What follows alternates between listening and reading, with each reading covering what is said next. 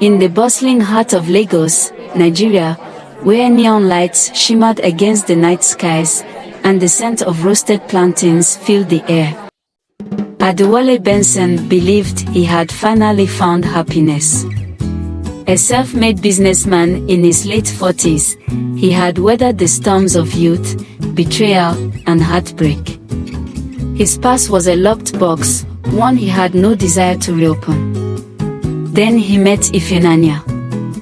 Beautiful, graceful, and intelligent, she was everything Adewale had ever wanted in a wife. Though much younger, just in her mid-20s. Love, after all, knew no boundaries. Their whirlwind romance felt like destiny, a tale woven by fate itself. But fate was merciless. Ifunanya carried a secret neither of them knew. And when she became pregnant, the truth clawed its way to the surface, tearing through the fragile walls of their happiness. What happens when love is built on a foundation of tragic coincidences? What happens when a man unknowingly marries his own daughter? This is their story. Adewale was a smart, ambitious young man who grew up in the dusty streets of Ibadan. Raised by a struggling single mother, he had never known his father. His mother refused to speak of the man, leaving a void in Adewale's life that he eventually learned to ignore.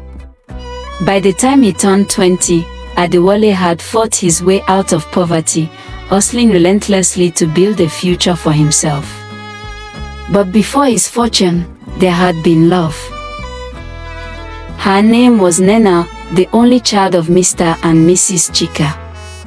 They had been university sweethearts. Young, reckless, and deeply in love. They were inseparable, addicted to each other in ways neither of them fully understood. Days without each other felt like lifetimes.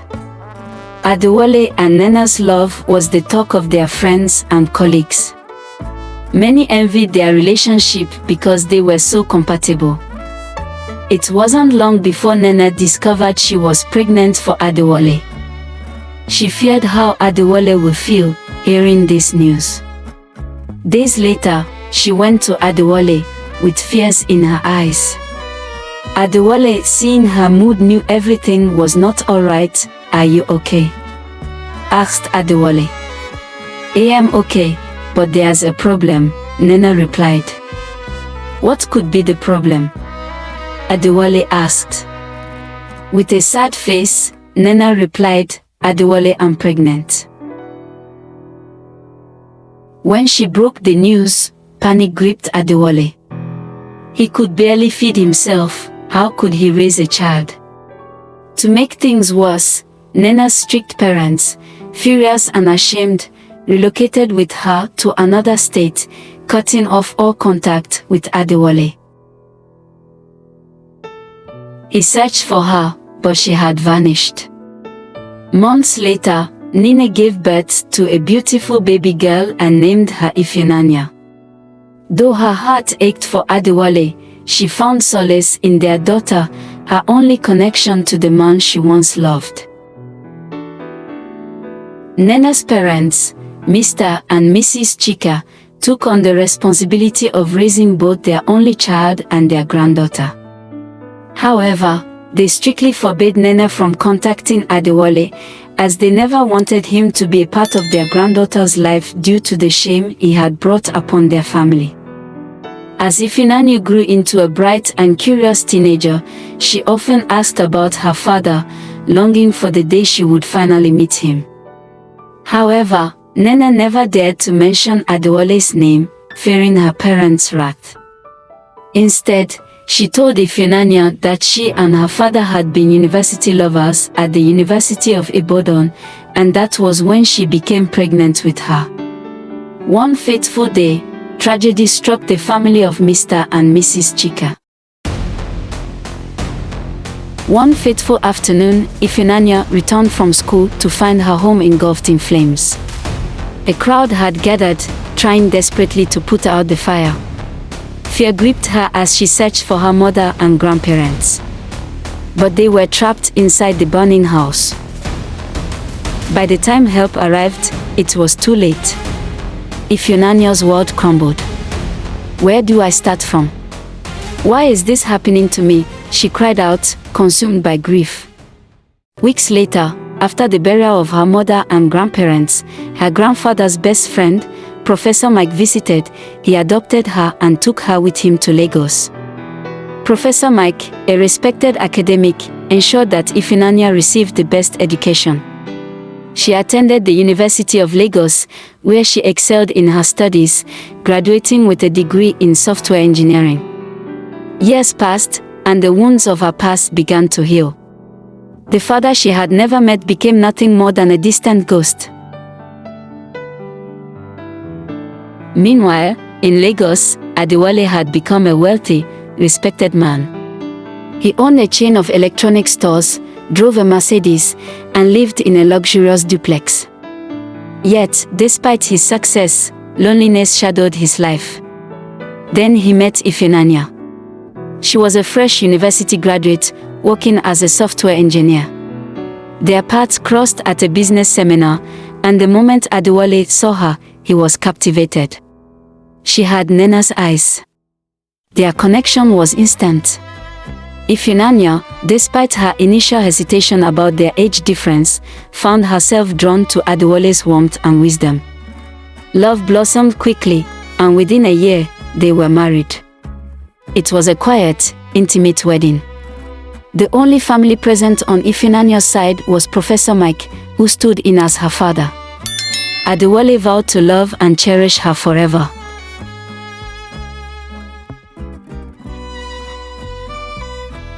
After their wedding, the couple traveled to Cape Town for their honeymoon, enjoying golden sunsets by the beach. One evening, as they lay in bed, Ifunanya shared something from her past.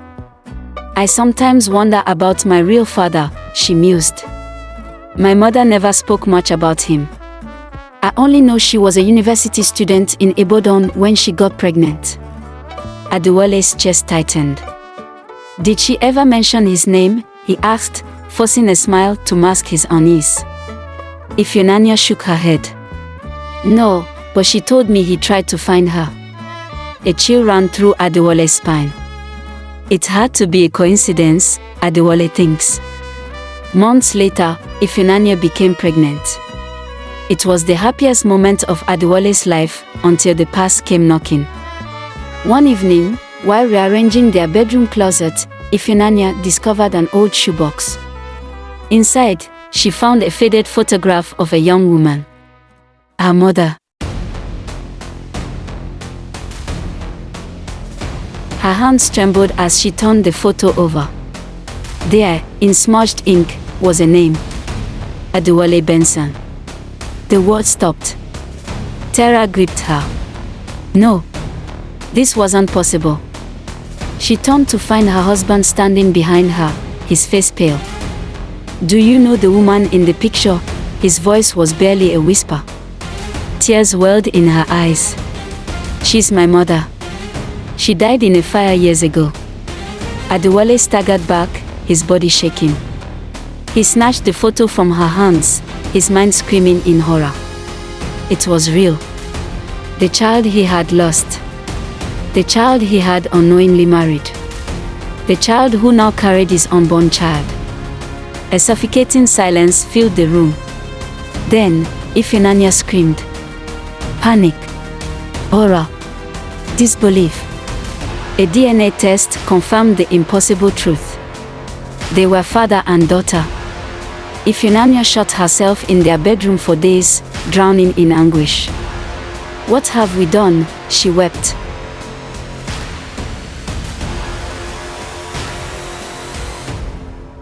"Knowing you are my real father should have made me the happiest person. Instead, it has made me the saddest." Adewale had no answers. No escape. No way to undo what had been done. When Ifunanya confided in a friend, the news spread like wildfire. Society, which once celebrated their love, now condemned them as abominations. Relatives who had been absent all her life emerged from the shadows, judging her. Adewale's business collapsed. He lost everything: his reputation, his wealth, his sanity. The child growing inside Ifunanya became a nightmare. "You have to get rid of it," her cousin hissed. "This is a curse." But how could she? The child was innocent. Yet, every time she looked at her stomach, she felt something monstrous growing inside her. Adewale, drowning in guilt, contemplated ending it all. Then, one evening, Ifunanya disappeared. She left behind a note. "I can't live with this. I love you, but I hate you. I hate myself. I hate this fate we were given."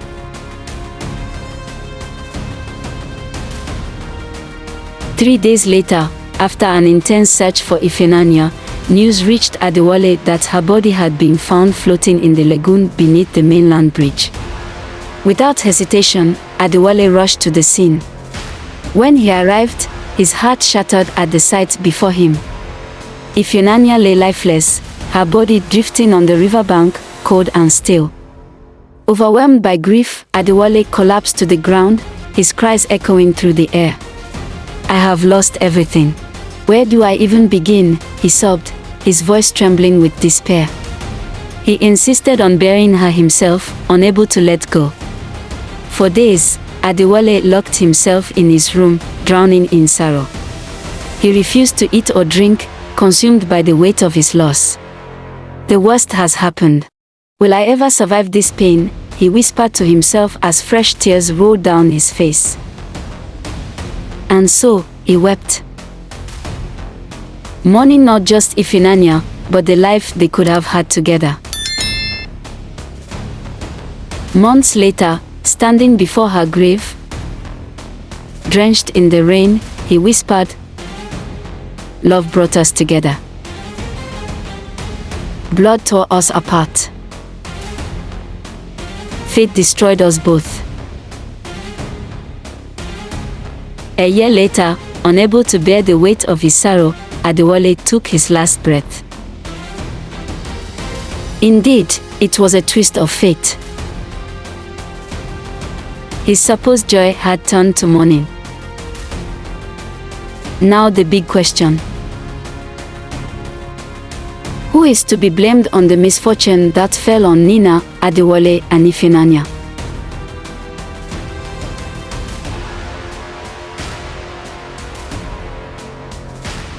Thanks for watching.